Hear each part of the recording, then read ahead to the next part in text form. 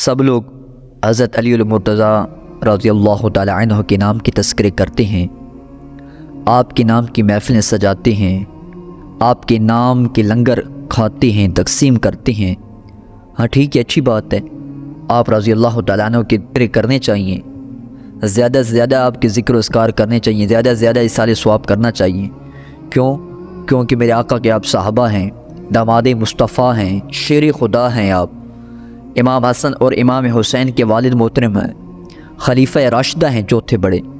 ذکر و اذکار کرنا چاہیے، لیکن ہم نے کبھی یہ سوچا ہے کہ جو علی المرتضیٰ رضی اللہ تعالی عنہ نے ہم کو تعلیمات دی ہیں، ہم نے کبھی ان پر عمل کیا ہے؟ کبھی ہم نے ان کے بارے میں سوچا ہے کہ جو آپ نے ہم کو تعلیم دی ہے وہ کس طرح کی تھی؟ وہ کس طرح کا جو رابطہ ہم کو آپ کے ساتھ قائم رکھنا تھا وہ کس طرح کا تھا؟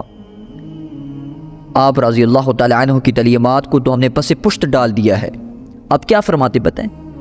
اب رضی اللہ تعالی عنہ فرماتے ہیں کہ جہاں پر تم دنیا میں لاکھوں رشتے بناؤ نا، ہزاروں لوگوں کے ساتھ رشتے، تعلق اور ناطے بناؤ، لاکھوں لوگوں کے ساتھ تعلقات بناؤ، ان کے ساتھ تعلقات مضبوط کرو، رشتے بناؤ، رشتے قائم کرو، رشتے ناطے قائم کرو، لیکن آپ فرماتے ہیں ایک ایسا تعلق بھی بناؤ کہ جب سارے رشتے، سارے تعلقات آپ کے مخالف ہو جائیں نا تو وہ تعلق پھر بھی آپ کے ساتھ قائم ہو۔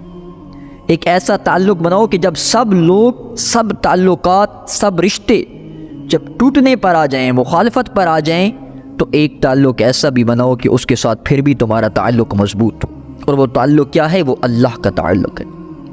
ہم اللہ کے ساتھ اپنے تعلق کو تو مضبوط کر نہیں رہے۔ آپ رضی اللہ تعالی عنہ کی بتائی ہوئی تعلیمات کے مطابق اللہ کی عبادت تو ہم کر نہیں رہے، اللہ کی عبادت میں ہم سستی سے کام لے رہے ہیں۔ رضی اللہ تعالی عنہ نے جو ہم کو تعلیمات دی ہیں، جب ہم اس پر عمل کریں گے تو تب جا کر ہم سچے حب علی میں ہوں گے، تب جا کر ہم علی المرتضیٰ رضی اللہ تعالی عنہ سے محبت کرنے والے ہوں گے۔